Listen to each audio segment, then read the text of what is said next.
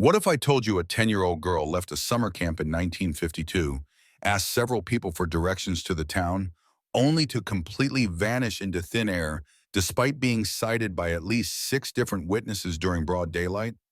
This is the case of Connie Smith, a girl who only wanted to go back home to Wyoming, but instead walked into one of America's most puzzling and unsolved mysteries. For decades, her family was consumed by the mystery of her death, which garnered national attention and hundreds of tips from all over the country. Even after more than 70 years, there is no conclusion on her case. Connie wasn't your typical Connecticut socialite's daughter, even though she had every privilege that world could offer. Born on July 11, 1942, she was the granddaughter of a Wyoming governor, daughter of wealthy parents who owned one of the state's most magnificent ranches. But here's the thing about Connie. She had cowboy dust in her veins and rebellion in her heart. While other little girls her age were content with tea parties and proper manners, Connie was spinning tales about her pet rattlesnake and her white mare named Tony, who could twirl a baton.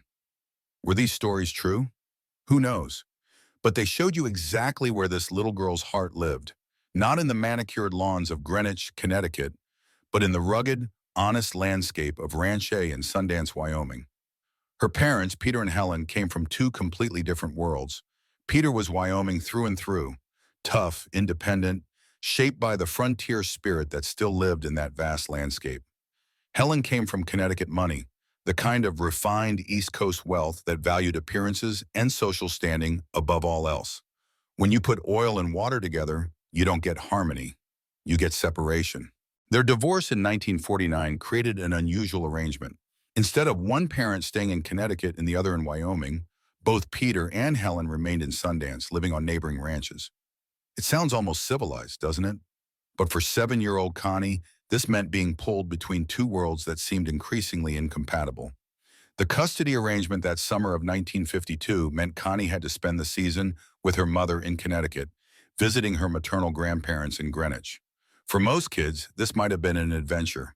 Fancy house, doting grandparents, all the privileges that East Coast wealth could provide. For Connie, it felt like exile from everything that made her feel alive. Think about the last time you felt truly homesick. Now multiply that by the fierce independence of a child who knew exactly where she belonged, and you'll start to understand the desperation that was building inside Connie Smith as that summer began. Before we begin this incredible journey, I have 2 small requests. First, I really need your support. Please hit that subscribe button to stay connected. Second, let me know in the comments where you were watching from. I love hearing from viewers all around the world. And if you've heard about the Connie Smith case before today, drop a comment and share what you know. Helen Smith wasn't a cruel mother. In fact, watching her daughter's obvious misery, she thought she was making a compassionate decision when she enrolled Connie in Camp Sloan. This wasn't some rundown facility. This was a well-regarded YMCA camp in the beautiful Berkshire Mountains, operating since 1928 with an excellent reputation for outdoor activities and character building. For most children, Camp Sloan would have been a dream come true. Canvas-walled platform tents nestled among towering trees, traditional camp activities like hiking, swimming, and crafts, plus the kind of outdoor adventure that should have appealed to a girl who loved ranch life. But here's what Helen didn't understand.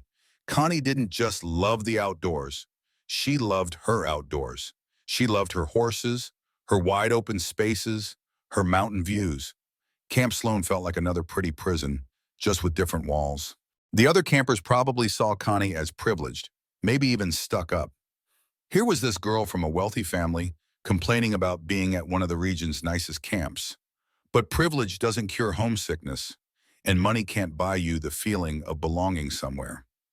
Connie was surrounded by other children, but she'd never felt more alone. On July 11th, 1952, Connie's 10th birthday, Helen and Connie's grandparents made the drive up to camp for a celebration. They brought cake, presents, all the trappings of a happy birthday. But as they sat there trying to create joy, they could see the sadness in Connie's eyes. She wasn't celebrating another year of life. She was mourning another year away from home. The conversation kept circling back to the same desperate questions. When could she go home? How much longer did she have to stay? Why couldn't she just go back to Wyoming?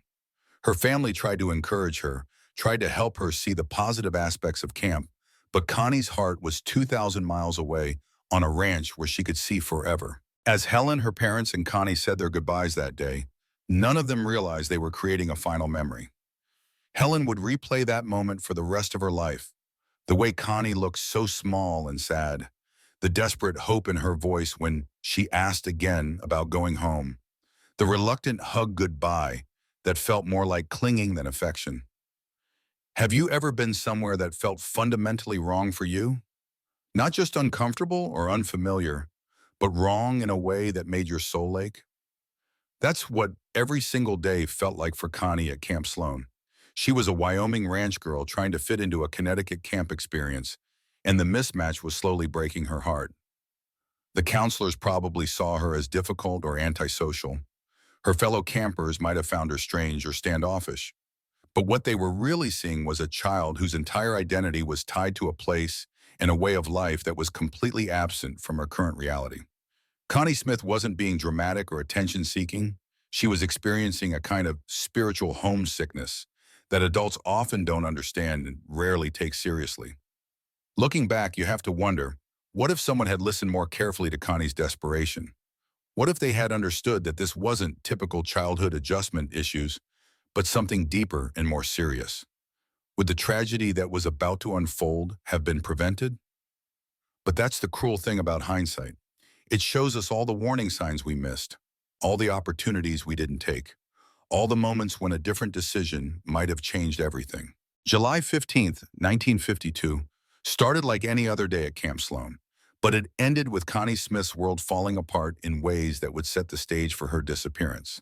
Sometimes I wonder if this day was the final straw that pushed a homesick 10-year-old past her breaking point.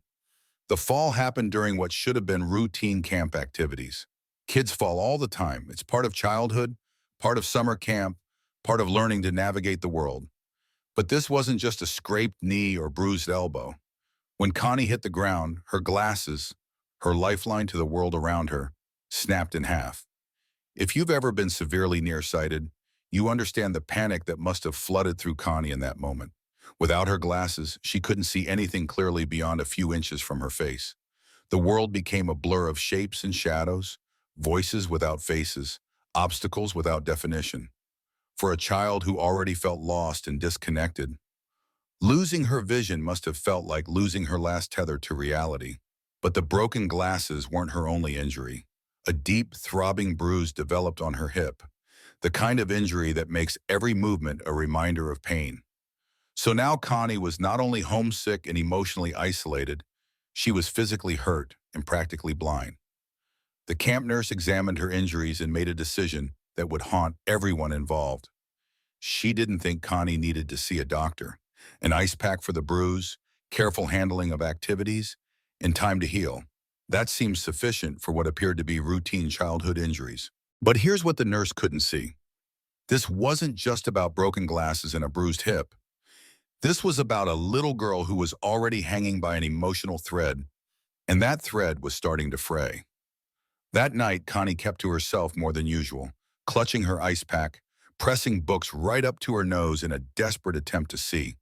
Other kids probably thought she was being antisocial or weird. They didn't understand that she literally couldn't see them clearly enough to interact normally. Imagine being 10 years old, far from home, unable to see properly, in physical pain, and surrounded by people who don't understand your desperation to be somewhere else. Every night, Connie probably lay in her camp bed, staring at the canvas ceiling she couldn't really see, thinking about Wyoming skies so vast you could see forever, if you had your glasses. July 16th brought fresh misery. Connie got into a fight with other girls at a camp, ending up with a bloody nose. Nobody recorded what the fight was about, but you don't have to be a detective to imagine the frustration boiling over in a child who felt trapped, hurt, and invisible. Was she trying to defend herself? Was she lashing out at kids who were teasing her about her broken glasses? Had someone made a comment about her constant complaining about wanting to go home? We'll never know the specifics, but we know that by the time Connie cleaned the blood from her nose, she had made a decision that would change everything. She told the girls in her tent that she was going to skip breakfast and return the ice pack to the nurse instead. It sounded reasonable, responsible even. Her tent mates believed her and thought nothing of it when she left that morning. But Connie left the ice pack behind on her bed. She never intended to return it to anyone. That story was just cover for something much more desperate and dangerous. A 10-year-old girl's plan to find her own way home to Wyoming, nearly blind and completely unprepared for what lay ahead.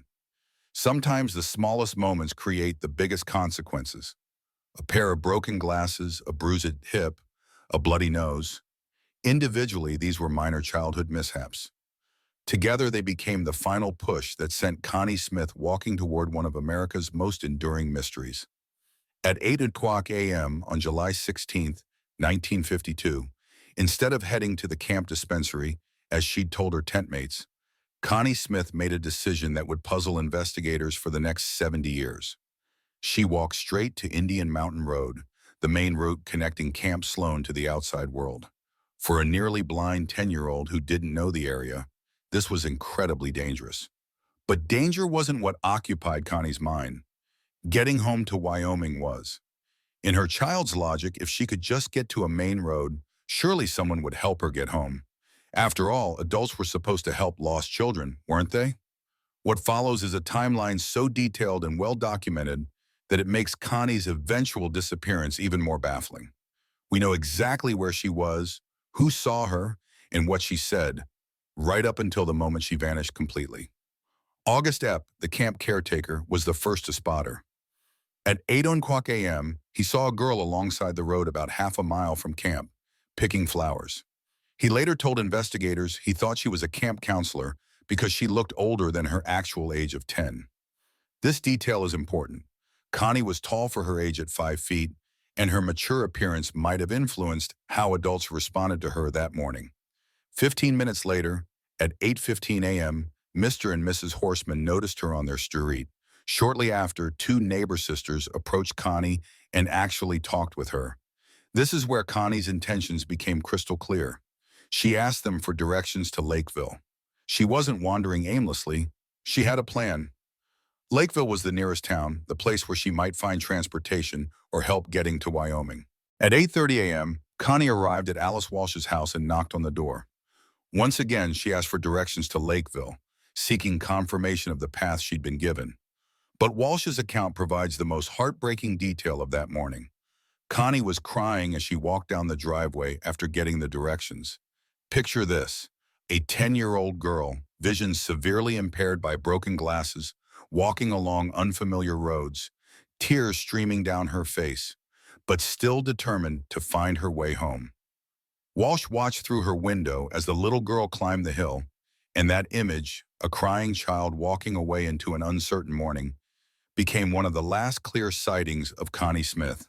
The final confirmed sighting happened at 8:45 a.m. when Mrs. Frank Barnett saw Connie on Route 44, the main highway. By this point, despite her vision problems and emotional state, Connie had managed to travel 2 miles from camp. She had successfully followed the directions given by multiple people and reached the major road, exactly where she needed to be if she was hoping to find transportation west. Route 44 was busy that morning. Cars and trucks regularly traveled this highway. It was Connie's best chance of finding someone willing to help a lost little girl get home. But it was also where her documented journey ends. After 8:45 a.m., Connie Smith simply ceased to exist in any verifiable way. No one saw her get into a vehicle. No one witnessed any kind of struggle or confrontation.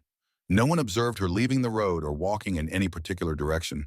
She was there at 8:45 a.m., standing on a busy highway in broad daylight, and then she wasn't. The precision of this timeline makes the mystery even more profound. In the span of 45 minutes, we can track Connie's movements, her conversations, even her emotional state. We know she was determined, scared, crying, but still moving toward her goal. And then, in what must have been a matter of minutes after that last sighting, something happened that made her disappear completely. What could make a person vanish so completely from such a public location? The highway wasn't deserted. It was a main route with regular traffic. The morning wasn't dark or foggy.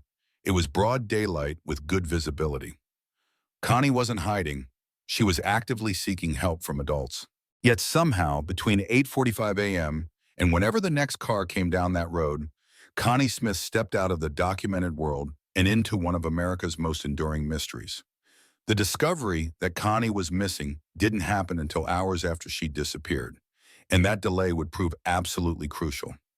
Camp counselors didn't realize she was gone until lunchtime when she failed to appear in the dining hall. When they checked her tent and found the ice pack still sitting on her bed, they realized this wasn't a case of a lost camper. They were dealing with a runaway who had carefully planned her escape. The call to police came in the late afternoon, probably around 3:00 or 4:00 p.m. By then, Connie had been missing for 7 to 8 hours, a head start that turned a difficult search into a nearly impossible one. Those lost hours meant she could be anywhere within a hundreds-mile radius, assuming someone had picked her up on Route 44. What happened next was unprecedented for 1952. This wasn't just a local police matter or even a state investigation. This became a multi-state manhunt involving resources most missing person cases never see. Connecticut State Police immediately began coordinating a massive search effort. State police planes flew grid patterns over the area, their pilots scanning every field, forest, and road for any sign of a 10-year-old girl. An air-sea rescue craft from West Overfield in Massachusetts joined the aerial search, bringing military-grade capabilities to the effort.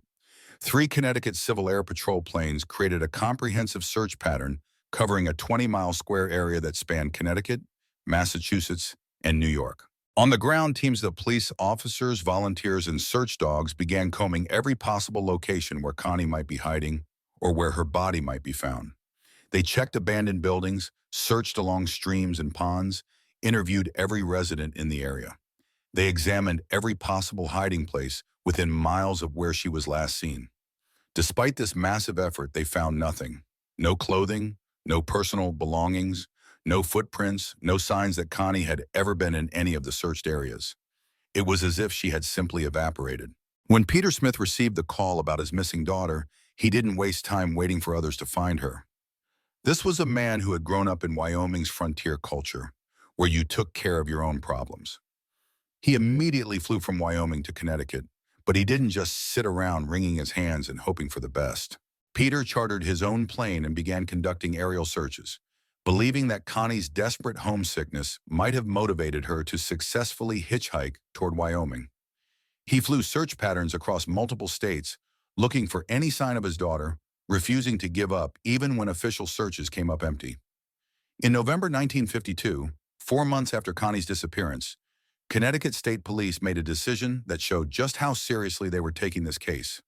They printed 10,000 copies of a missing person bulletin and distributed them to every police station in the United States, every FBI field office, dental and optical journals, and school superintendents and game wardens throughout Connecticut and neighboring states. 10,000 bulletins. Think about that for a moment. In 1952, this represented a massive investment of resources and a nationwide mobilization that was almost unheard of for a single missing child case. This wasn't just paperwork. This was treating Connie's disappearance as a national priority. Helen Smith offered a $3,000 reward, equivalent to about $35,000 in today's money, for anyone who could find Connie by January 1st, 1954. The reward went unclaimed, but it generated hundreds of tips from across the country. In late fall 1952, members of the Connecticut Trail Riders Association conducted horseback searches through the mountainous areas around Mount Riga and Mount Washington, combing terrain that vehicles couldn't reach. These riders knew the backcountry better than anyone, and they spent days searching every trail, every hidden valley, every possible location where a 10-year-old might have ended up. They found nothing. The scope of this search effort was remarkable for any era, but especially for 1952. Aircraft, ground teams, horseback riders, search dogs, and thousands of law enforcement officers across multiple states were all mobilized in the effort to find one little girl from Wyoming who just wanted to go home. But despite this unprecedented effort, despite the massive resources deployed, despite the dedication of everyone involved, Connie Smith remained missing. The trail that had been so clear and well documented from Camp Sloan to Route 44 went completely cold after 8:45 a.m. on July 16, 1952. These leads range from promising to absolutely wild. A psychic horse predicting where to find her. Can you imagine being Connie's parents and having to follow every single tip, no matter how crazy it seemed? As news of Connie's disappearance spread across the nation, something fascinating and deeply human happened. Everyone wanted to help. The case attracted every kind of tip imaginable, from the seemingly credible to the completely bizarre. But here's the thing about missing child cases. Investigators have to follow every single lead, no matter how strange it sounds, because buried somewhere in all that chaos might be the one piece of information that brings a child home. 4 days after Connie disappeared, police received what seemed like a promising tip.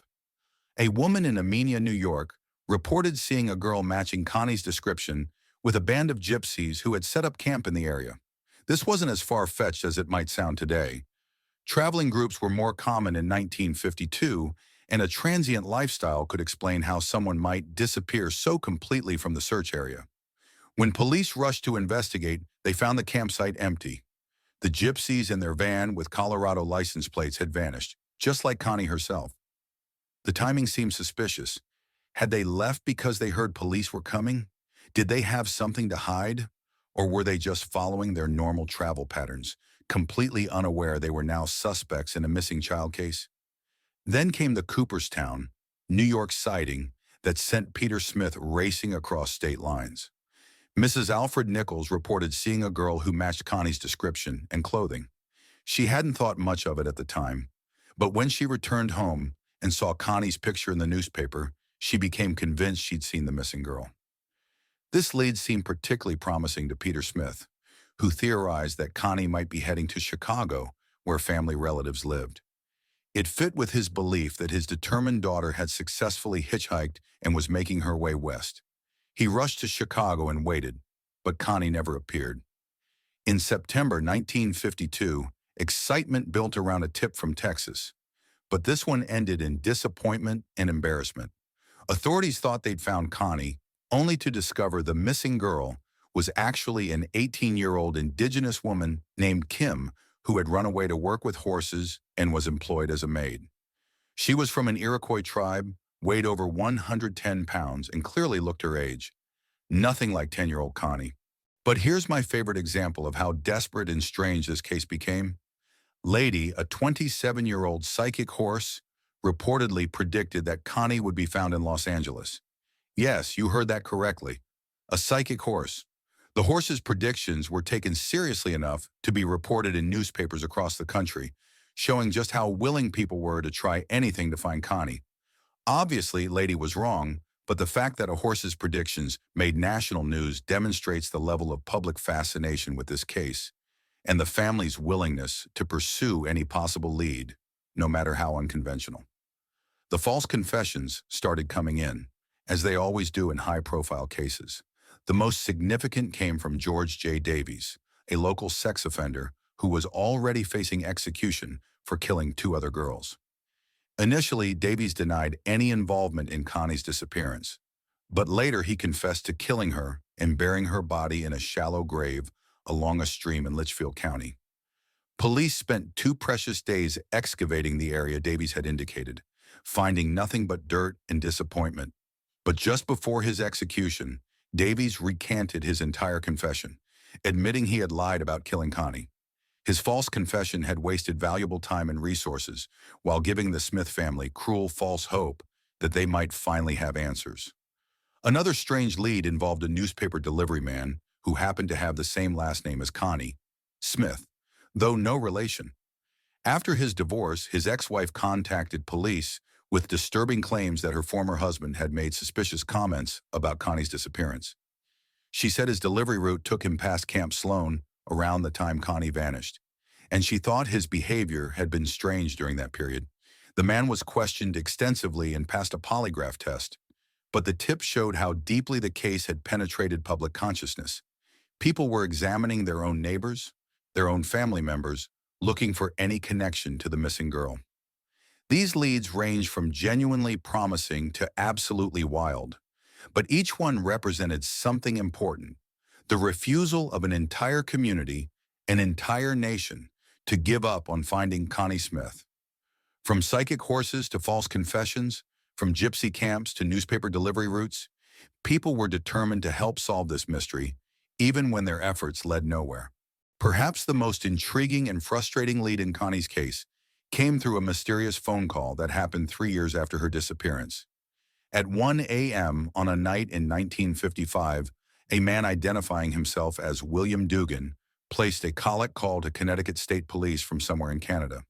He claimed he'd worked for a Hartford circus for 13 years and told the dispatcher that he needed to get something off his chest about Connie Smith. Think about that for a moment. 3 years after a child disappears, someone calls police in the middle of the night from another country, claiming to have information about the case. Dugan agreed to meet with Connecticut state troopers the next day in Canada to share whatever was weighing on his conscience. But here's where the story takes a frustrating turn that perfectly captures how close, and yet how far, investigators came to potentially solving this case. Connecticut was dealing with massive flood damage from Hurricane Connie. And yes, the cruel irony of that storm's name wasn't lost on anyone following the case. Because of the emergency situation, Connecticut State Police asked Canadian authorities to meet with Dugan instead of sending their own troopers north. The Canadian police agreed to conduct the interview, but they never called back with a report. Connecticut authorities, overwhelmed with flood recovery, let the matter drop. It was a bureaucratic fumble that might have cost them their best lead. Later, adding another layer of confusion to an already strange situation, Dugan's wife called Connecticut police to say that her husband wasn't in Canada at all. He was actually a soldier stationed in Japan. So who had made that midnight call? Was William Dugan even his real name? Had someone been impersonating him? Or was his wife mistaken about his whereabouts? The mystery deepened in 1988 when a retired Connecticut State Police trooper made a connection that sent chills through the investigative team. He linked Dugan's circus background to William Redmond, a former carnival worker who had been charged with murdering an 8-year-old girl in Pennsylvania. The similarities were striking. Both men worked in traveling entertainment. Both had connections to the region where Connie disappeared, and both were linked to crimes against children. Police reopened Connie's case and began investigating Redmond intensively.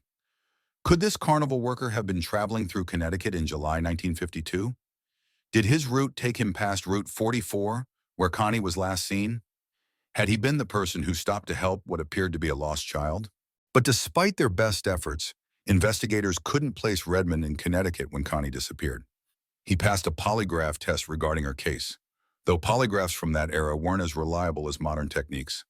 Redmond died in 1992, taking whatever secrets he might have had with him, but he remains a suspect in several other child disappearances from that era.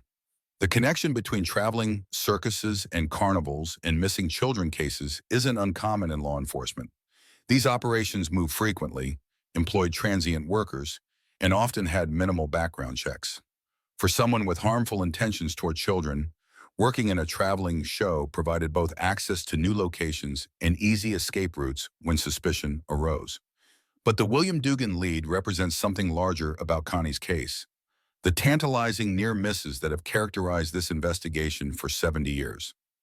Someone called police claiming to have information about her disappearance. They were willing to meet with investigators.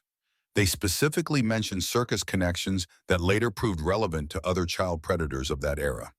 And then, because of a hurricane with the same name as the missing girl and a breakdown in communication between two police departments, the lead vanished just as completely as Connie herself had. How many other near misses were there in this case? How many times did investigators come close to answers only to have them slip away due to bureaucratic problems, communication failures, or simple bad luck?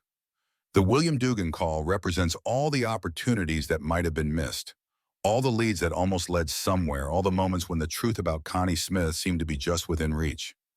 In missing person cases, especially ones that stretch across decades, you often find these ghost leads, tips and information that seem promising but ultimately lead nowhere, leaving investigators and families wondering what might have been discovered if circumstances had been just slightly different.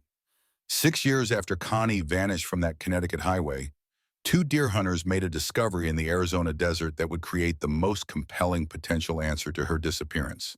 In October 1958, outside Grand Canyon National Park, they found skeletal remains of a young female estimated to be around 16 years old, exactly the age Connie would have been by then.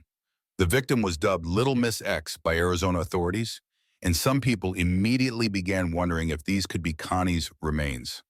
The location made sense if she had successfully hitchhiked west toward Wyoming, as her father had theorized, but had been taken to Arizona instead. The age progression fit perfectly, and the timeline worked with when she had disappeared. But identifying remains in 1958 wasn't the sophisticated science it is today. Connie's family dentist and two Denver physiological experts examined the skull and jaw, but they couldn't definitively determine if they belonged to Connie. The technology simply wasn't advanced enough to make a conclusive identification, leaving the Smith family with more questions than answers.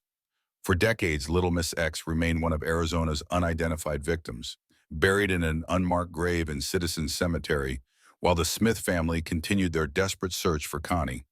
It wasn't until 2018, 60 years after the remains were found, that stunning new information came to light. Connie's brother Nels, by then in his late 70s, revealed information that had been kept quiet for decades. He told the Register Citizen that his mother Helen had died in December 1961, before Connecticut State Police had fully analyzed the similarities between Connie's dental records and Little Miss X's dental chart. What he revealed was extraordinary. Of 5 points of dental identification on Little Miss X's chart, 4 matched Connie's dental records exactly. This wasn't just a general similarity.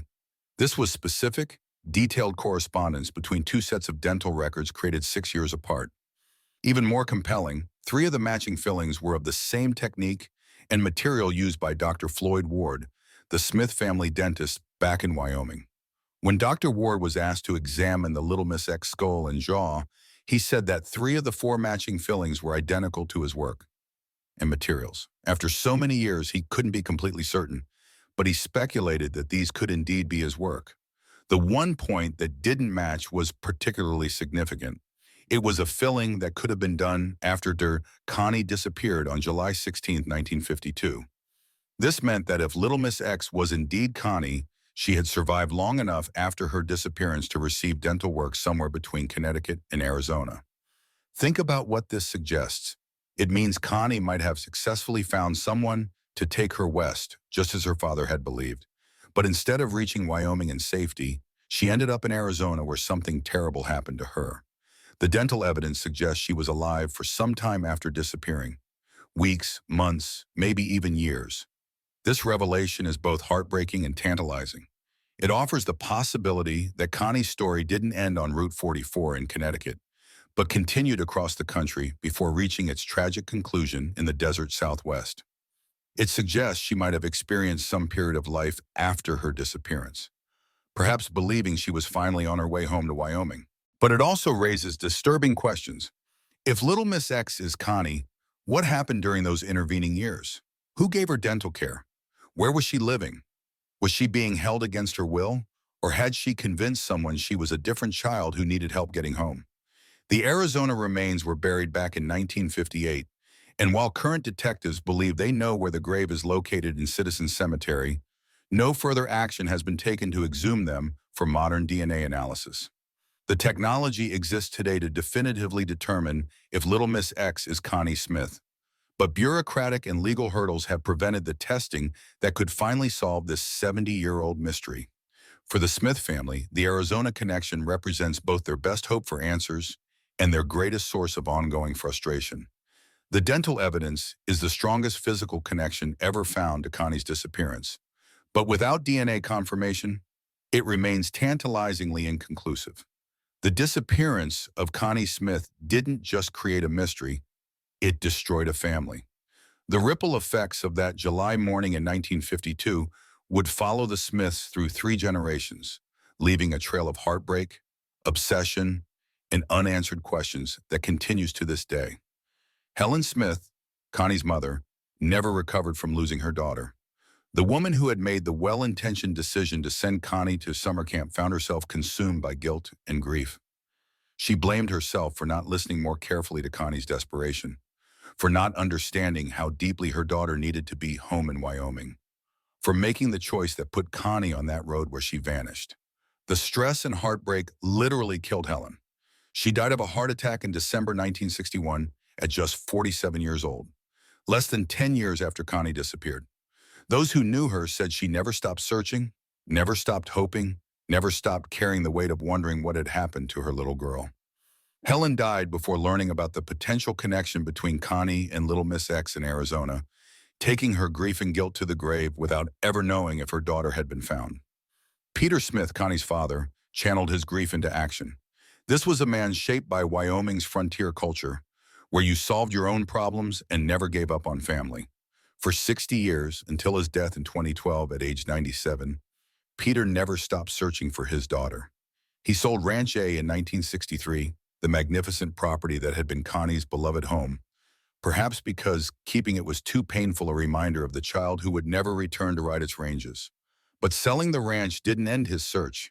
It freed him to dedicate his resources and energy to finding Connie. Peter followed every lead, no matter how far-fetched. He traveled to multiple states chasing tips. He hired private investigators. He worked with police departments across the country. He pursued the Arizona connection with Little Miss X. Even in his final years, living at his winter home in Mexico, Peter was still actively searching for his daughter. When Peter died in 2012, his son Nels was by his side. The last surviving member of Connie's immediate family, Nels inherited not just his father's estate, but his father's obsession with finding his sister. Now in his 80s, Nels has continued the search that began before he was a teenager. Nels has submitted his DNA for comparison purposes, hoping that someday authorities will find remains that can be definitively identified as his sister. He's the one who revealed the crucial information about the Arizona dental records in 2018, information that had been kept within the family for decades. The psychological toll on this family cannot be overstated. Imagine living for 70 years without knowing what happened to your child, your sister, your family member. Imagine the constant wondering, is she alive somewhere? Did she suffer? Is she buried in some unmarked grave? Did someone help her or did someone hurt her? For 3 generations, the Smiths have lived with what psychologists call ambiguous loss, grief without closure, mourning without certainty. They couldn't properly grieve Connie's death because they didn't know if she was dead. They couldn't celebrate her life because they didn't know if she was still living it somewhere else. In 1989, there was a brief moment of hope that turned into another heartbreak. A Michigan woman named Connie Bartlett Maller, who had no memories before age 10, thought she might be the missing girl after her husband saw a TV program about the case.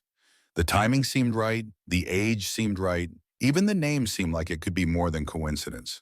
But blood tests quickly proved she wasn't genetically related to Peter Smith, ending that possibility and adding another layer of disappointment to the family's long journey.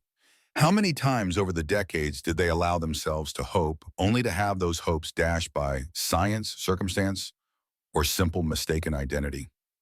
The Smith family story is also a testament to the power of love and determination. Lesser families might have eventually accepted the loss and moved on. The Smiths never did. They never stopped believing that Connie deserved to be found, that she deserved to have her story told, that she deserved justice. Peter Smith could have remarried, had other children, and focused on building a new life after his divorce and Connie's disappearance. Instead, he dedicated 6 decades to searching for his missing daughter. Nels could have distanced himself from a tragedy that happened when he was just 13 years old. Instead, he's carrying on his father's mission into his own golden years.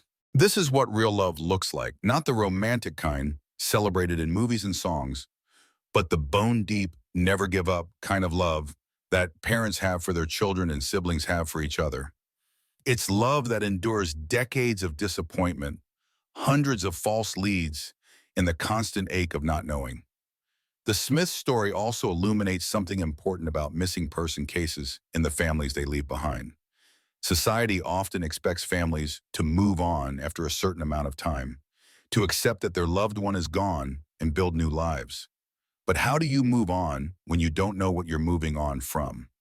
For the Smith family, every birthday became a reminder of how old Connie would be. Every Christmas meant setting a place at the table for someone who might not be coming home. Every news story about found remains or solved cold cases brought both hope and dread. Hope that it might be Connie, dread that it might confirm their worst fears. Today, Nell Smith is the last living link to Connie's story. He carries not just his own memories of his sister, but his parents' memories too. He's the keeper of family stories, the guardian of evidence, the final advocate for a little girl who wanted nothing more than to go home to Wyoming 70 years ago. More than 70 years have passed since Connie Smith walked into one of America's most enduring mysteries, but her case remains as compelling and baffling today as it was in 1952. Modern technology has revolutionized criminal investigations. DNA analysis can identify remains decades old, and social media has created new ways to share information about cold cases. Yet Connie's disappearance continues to defy explanation. The case has all the elements that make a mystery truly haunting. We have a detailed timeline of her movements, multiple witness accounts, a clear understanding of her motivations, and physical evidence that might connect her to remains found thousands of miles away. We have suspects who worked in traveling circuses, false confessions from executed criminals, and leads that stretched across multiple states and decades. What we don't have is an answer. In today's world of instant communication and surveillance cameras, it's almost impossible to imagine someone disappearing as completely as Connie did. Every intersection has cameras, every cell phone has GPS, every transaction leaves a digital trail. But in 1952, a 10-year-old girl could step off a highway and vanish into thin air. The case remains officially open with the Connecticut State Police. Modern investigators have reviewed the evidence, followed up on old leads, and applied contemporary investigative techniques to a 7-decade-old mystery. They've used geographic profiling to analyze the locations where Connie was sighted, psychological profiling to understand her mindset and likely decisions, and advanced database searches to connect her case to other missing persons and unsolved crimes from that era. But the fundamental questions remain unanswered. Did someone stop to help what appeared to be a lost child on Route 44? Was that person a good Samaritan who genuinely tried to help her get home, or a predator who saw an opportunity? Did Connie successfully hitchhike west toward Wyoming, or did her journey end much closer to where it began? The Arizona connection continues to tantalize investigators and the Smith family. The dental evidence suggesting Little Miss X could be Connie is compelling, but without DNA confirmation, it remains inconclusive. Modern forensic techniques could definitively determine if those remains belong to Connie, but legal and bureaucratic hurdles have prevented the testing that could finally solve this mystery. Think about what it would mean if Little Miss X is confirmed to be Connie Smith. It would suggest that she did successfully find someone to take her west, that her desperate plan to get home to Wyoming almost worked. It would mean she survived for some time after her disappearance, long enough to receive dental work, long enough to travel across the country, long enough to perhaps believe she was finally going home. But it would also confirm that her story ended tragically in the Arizona desert, far from the Wyoming ranch she loved so much. It would mean that the little girl who just wanted to see her horses and ride across open ranges never made it home, never got to grow up in the place that defined her identity. The internet age has brought renewed attention to Connie's case. True crime podcasts have featured her story, online forums dissect every detail of her disappearance, and social media has connected people interested in solving cold cases. Someone somewhere might have information that could finally provide answers. Maybe it's a family story passed down through generations. A grandfather who mentioned picking up a lost girl on a highway in 1952. Maybe it's documents found in an old file cabinet, records from a circus or carnival that show who was traveling through Connecticut that July. Maybe it's a deathbed confession, someone finally ready to reveal what they saw or did 70 years ago. The tools exist today to solve this mystery. DNA analysis could identify Little Miss X definitively. Advanced database searches could connect previously unlinked cases. Social media could reach witnesses who were children in 1952 but are seniors today, people who might remember something they saw but never reported. But solving the mystery requires more than just technology. It requires someone to care enough to use it. It requires investigators willing to dedicate resources to a 7-decade-old case. It requires bureaucrats willing to authorize the exhumation and testing of remains. It requires the public to keep sharing Connie's story, to keep her case in the spotlight, to keep pressure on authorities to pursue every possible lead. Connie Smith deserves to be found. She deserves to have her story told completely, not left hanging in the limbo of unsolved mysteries. She deserves justice, whether that means finding her remains and giving her a proper burial, or identifying who took her and why, or simply confirming what happened to a 10-year-old girl who just wanted to go home. The mystery refuses to die because Connie Smith refuses to be forgotten.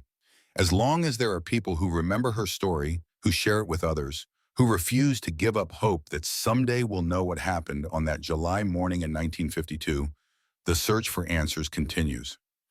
As I finish telling you Connie Smith's story, I'm struck by how it represents something larger than just one missing child case. It's a story about the fierce pull of home, about the lengths people will go to for the ones they love, and about the enduring power of hope in the face of the impossible. Connie Smith was just 10 years old when she made the decision that would define her legacy. She was homesick, nearly blind without her broken glasses, physically hurt from her fall, and emotionally isolated among strangers. Any one of these factors might have been manageable, but together they created a perfect storm of desperation that drove her to attempt something incredibly dangerous. She wasn't being dramatic or attention-seeking when she talked constantly about wanting to go home to Wyoming. She was expressing a fundamental truth about her identity. She was a ranch girl trying to survive in a world that felt completely foreign to her. The wide open spaces, the horses, the freedom of ranche weren't just things she enjoyed. They were essential parts of who she was. When Connie walked away from Camp Sloan that July morning, she was doing something that took incredible courage. She was a nearly blind 10-year-old girl attempting to navigate unfamiliar roads, approach strangers for help, and somehow find her way across 2,000 miles of American landscape to get home. It was foolish, it was dangerous, it was almost certainly impossible, but it was also the act of someone who knew exactly where she belonged. The fact that we can trace her movements so precisely for those 45 minutes, that we know exactly what she said to people and how she looked, makes her subsequent disappearance even more haunting. One moment she was there, tears streaming down her face, but still determined to find her way home. The next moment, she was gone, leaving behind only questions that have endured for 70 years. Her family's response to her disappearance shows us what unconditional love looks like in action. Helen Smith literally died of heartbreak, carrying guilt and grief that consumed her for the rest of her shortened life. Peter Smith spent 60 years searching, never giving up, never accepting that his daughter was gone forever. Nels Smith, now in his 80s, continues the search his father began when he was just a teenager. The massive search effort that followed Connie's disappearance, the aircraft, the ground teams, the thousands of law enforcement officers, the nationwide distribution of missing person bulletins, shows how deeply her story affected people who had never met her. There was something about this particular case, this particular little girl, that captured the public imagination and refused to let go. Maybe it was the precision of the timeline that made her disappearance so baffling. Maybe it was the image of a crying child walking down a highway, trying to find her way home. Maybe it was the understanding that she represented every child who has ever felt trapped somewhere they don't belong. Every person who has ever experienced the deep ache of homesickness. The leads that followed over the decades, from psychic horses to false confessions, from carnival workers to mysterious midnight phone calls, show how desperately people wanted to help solve this mystery. Some of these leads were genuine attempts to provide information. Others were probably attention-seeking or misguided, but all of them represented the same thing: the refusal to forget Connie Smith. The Arizona connection remains the most compelling potential answer to what happened to her. The dental evidence is strong enough to suggest that Little Miss X could indeed be Connie, and the implications of that possibility are both heartbreaking and significant. If those remains are Connie's, it means she did successfully find someone to take her west, that her desperate plan almost worked, that she came closer to getting home than anyone realized. But it also means her story ended in tragedy, far from the Wyoming ranch she loved so much. It means the little girl who dreamed of wide open spaces and horses died in the Arizona desert, still far from home. Today, the technology exists to definitively determine if Little Miss X is Connie Smith. DNA analysis could provide the answers the Smith family has been seeking for 70 years. But using that technology requires institutional will, bureaucratic cooperation, and public pressure to keep this case in the spotlight. Connie Smith's story matters because it reminds us that behind every missing person case is a real person with dreams, fears, loves, and a desperate desire to be somewhere they belong. She wasn't just a statistic or a case number. She was a 10-year-old girl who loved horses and told big stories and felt most alive under the Wyoming sky. Her story also matters because it shows us the power of never giving up. For 70 years, people have been searching for Connie Smith. For 70 years, investigators have been following leads, families have been sharing her story, and the public has been refusing to forget her. That kind of persistence is remarkable, and it's the reason her case remains alive today. Somewhere out there, the truth about what happened to Connie Smith is waiting to be discovered. It might be in DNA evidence, in someone's long-held secret, in documents that haven't been examined, or in the memory of someone who saw something they never reported. The mystery has lasted 70 years, but it only takes one breakthrough to solve it. Connie Smith was a little girl who just wanted to go home. She deserves to be found. She deserves to have her story told completely, and she deserves justice. Until that happens, her case will continue to haunt us, to challenge us, and to remind us that some mysteries are too important to give up on. Her journey began on a Wyoming ranch where she felt most alive, took her to a Connecticut summer camp where she felt most trapped, and led her to a highway where she disappeared into one of America's most enduring mysteries. What do you think happened to Connie Smith? Do you believe she's Little Miss X in Arizona? Or do you have another theory? This case has fascinated me for years, and I'd love to hear your thoughts in the comments below. If this story touched you like it touched me, please give this video a like and subscribe to the channel for more deep dives into unsolved mysteries. And one more time, let me know where you're watching from. Whether you're in New York or New Zealand, Wyoming or Wales, I love connecting with viewers from around the world. Until next time, keep questioning, keep wondering, and never stop seeking the truth. Justice for Connie Smith means never giving up hope that someday we'll finally know what happened to the little girl who just wanted to go home.